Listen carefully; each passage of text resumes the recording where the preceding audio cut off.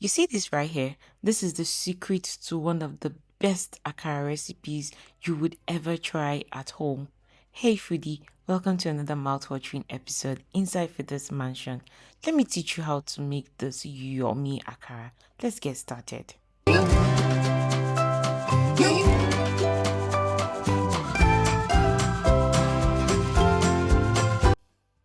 Of course, to cook beans, we'll need the style of the show, which is beans. I'm using 4 cups of beans for this recipe. I would use my mortar and pestle to peel off the back of the beans. You could use your blender if that's more suitable for you, but let me show you how to use your mortar and pestle to peel the back of your beans.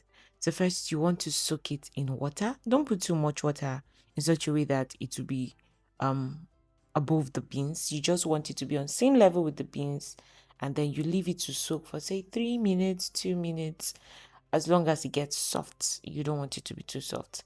Let's introduce the rest of the ingredients while it soaks. So this is pepper. You could use a mixture of all the pepper types you like. You would also need some onions. You would need crayfish. And of course, that secret ingredient I was blending at the beginning. Just stay tuned and I'll tell you what it is. So we're going to prep our onions so that it's not too hard for our blender to blend when it's time to blend. So I'll just cut this into very big chunks. Like I said, it's just to help my blender so that it's not so much work. Next, I would start pounding, or should I say start peeling my beans. So you don't want to pound the regular way, like pound, pound, pound. You just want to keep turning your pestle. This process would make the back of the beans to get off the beans. You see, the more you do this, the longer you do this, the better result you get. You see mine? It's already coming off the beans. So you just want to keep doing this for as long as possible. You turn it, you check, you could bring those at the bottom to the top just to make your process faster and better. And once I'm done, I'm going to put this in a bowl and I'll get ready to start washing it. This makes the whole washing process very fast and very easy. So in the bowl, I'm going to add a lot of water to my beans. Now you want to make sure that the water is enough and more so that the back of your beans can float to the top of the water. Of course, by virtue of weight, it's going to come to the top of the water. And then the only thing you need to do is get a sieve and pour it out. Because it's at the top, it's going to go out first, and then you would have your beans at the bottom. You would repeat this process. You're going to have some beans fall into the shaft, definitely. Then you just pick them out and continue your process. You could use same water maybe 2 to 3 times and then change the water, or you could change the water every time you wash it. So I'm reusing my water, and then when it gets too dirty, I pour it out and then change the water until my water runs clear and I don't have any shaft. You see, the water is clearer here and I don't have any shaft. Then I would stop washing. So after washing, I would blend. I've put in my pepper mix, my crayfish, and guys, the secret ingredient is oporo. Yes, you heard me, oporo. That is dried shrimps. You would add oporo to this whole mix, and I bet you will get such a beautiful banging taste. So I'll blend this until it's smooth, and then yes, here we are. Our washed and blended beans, crayfish, dried shrimps, onions, and our pepper mix.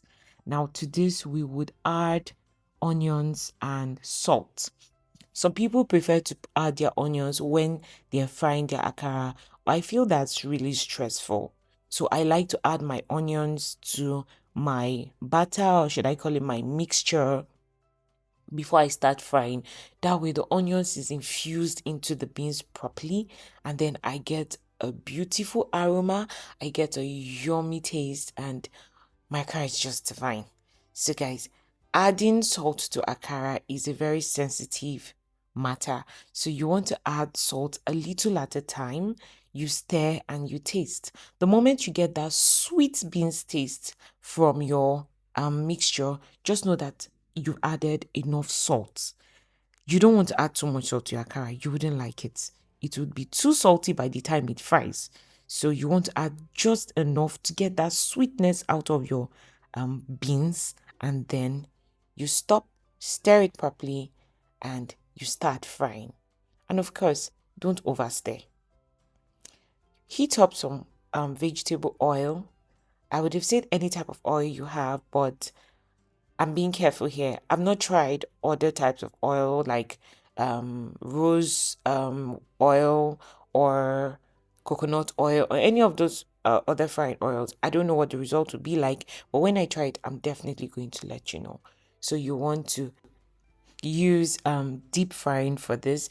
That means you want to use so much oil that whatever you're frying goes to the bottom.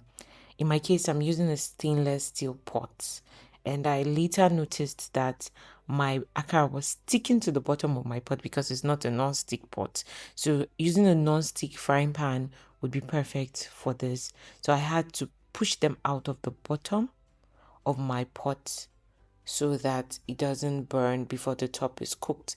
And mind you, you're frying on a medium high heat, not the highest heat, but then you just want to put your heat on the medium side of your high heat of your burner so that you get a perfect akara.